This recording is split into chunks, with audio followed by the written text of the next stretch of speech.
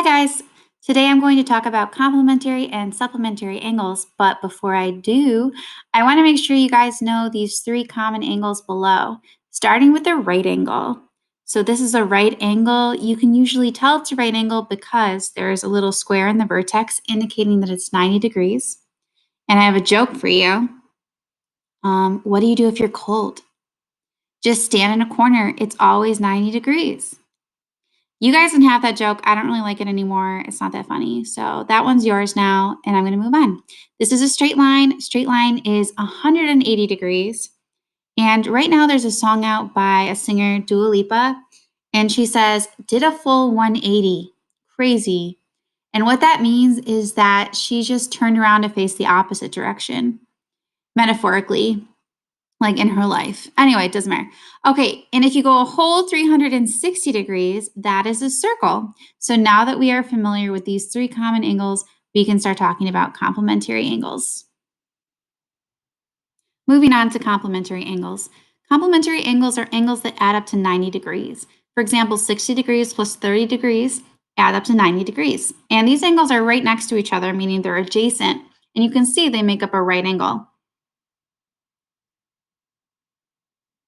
These two angles are not right next to each other. They're not adjacent, but 40 degrees plus 50 degrees adds up to 90 degrees, which make these two angles complementary angles. Now, this table doesn't have any visuals, but it does show angles and their complements, which means angles that when added together equal 90 degrees. So think about this. Pretty soon, we're going to give you only one of these angles and ask you to find the complement. Do you have any idea how you would do this? Let's find out. So we know that this is a 90-degree angle split into two parts. One of the angles is 49 degrees. So how can we find angle A? Let's start with 90 degrees and take away 49 and see what's left over for angle A. So 90 minus 49 gives me the missing angle 41. Moving on, we have two angles right here. Now they're not adjacent, but they're still complementary. So how do we find angle X? Well, I know that together they're going to be 90 degrees. So let's start with 90 and take away the angle measurement that was given. And we'll find out that that missing angle should be 56 degrees.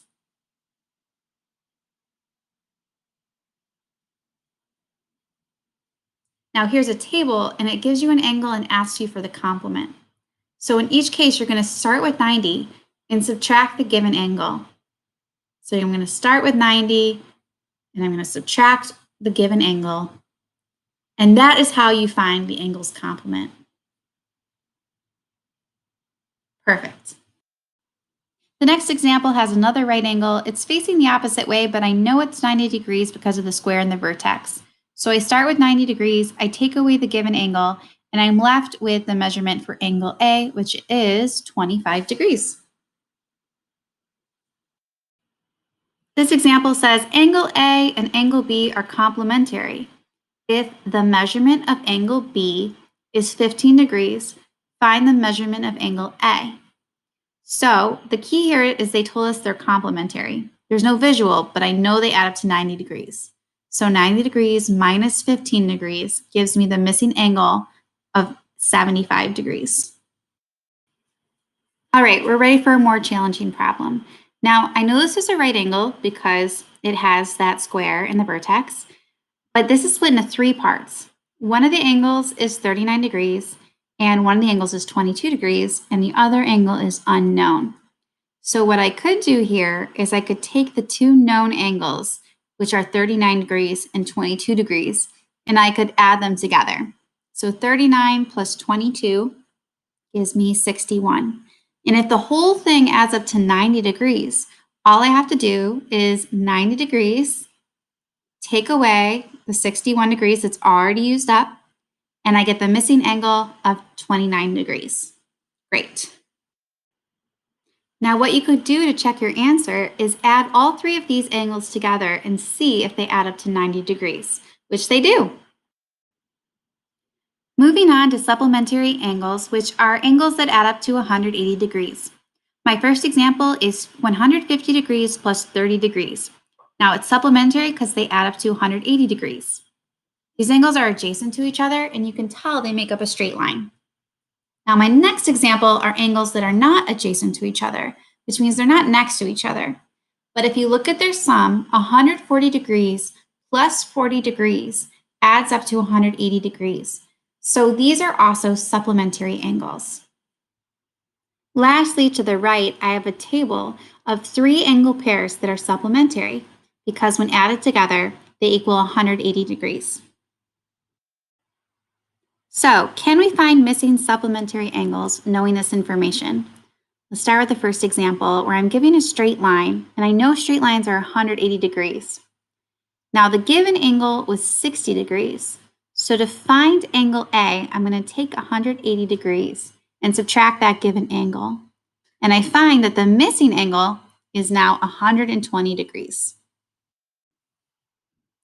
All right, moving on to my next example, I have these 2 supplementary angles. Now, they're not right next to each other. They're not adjacent, but they're still supplementary, so they add up to 180 degrees. So to find the missing angle, I would just do 180 degrees, subtract the angle I know, and just like that, I find the missing angle is 106 degrees. In this table, they give us one angle and they ask for the supplement. And all you have to do is start with 180 degrees and subtract the given angle. So here you see me taking 180 and subtracting the given angle, and that's how you find each angle's supplement. Perfect. Now, in this example, I'm given a vertical line. And although this example might look different, vertical lines are still 180 degrees. So given the angle of 37 degrees, to find angle Y, I would just do 180 degrees, subtract the given angle, and just like that, you're going to find the angle Y is 143 degrees. The next example says that angle P and angle Q are supplementary. If the measurement of angle P is 110 degrees, find the measurement of angle Q. Now the hint here is they're saying that the angles are supplementary. So you start with 180 and you subtract the given angle. And that's how you find that the measurement of angle Q is 70 degrees. Moving on to a slightly more challenging problem, I see a straight line that's split up into 4 angles. I'm given 3 of the angles, 45 degrees, 39 degrees, and 24 degrees. So to solve for angle B, what I could do is I could add the 3 given angles together to see how many degrees are already used up. And if I add those 3 angles together, I get 108 degrees. So if the entire line is 180 degrees, I would just subtract to find out how many degrees are left for that angle B, and I would get 72 degrees. Last example. So I see a straight line that's split up into 4 angles, 2 of which are missing.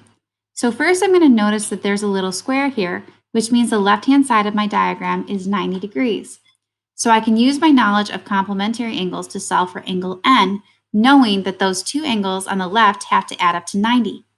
The given angle is 38. So 90 minus 38 gives me angle N, which is 52 degrees. Now, I see a straight line here, and using my knowledge of supplementary angles, if the left-hand side is 90 degrees, the right-hand side also has to be 90 degrees because 90 plus 90 equals 180.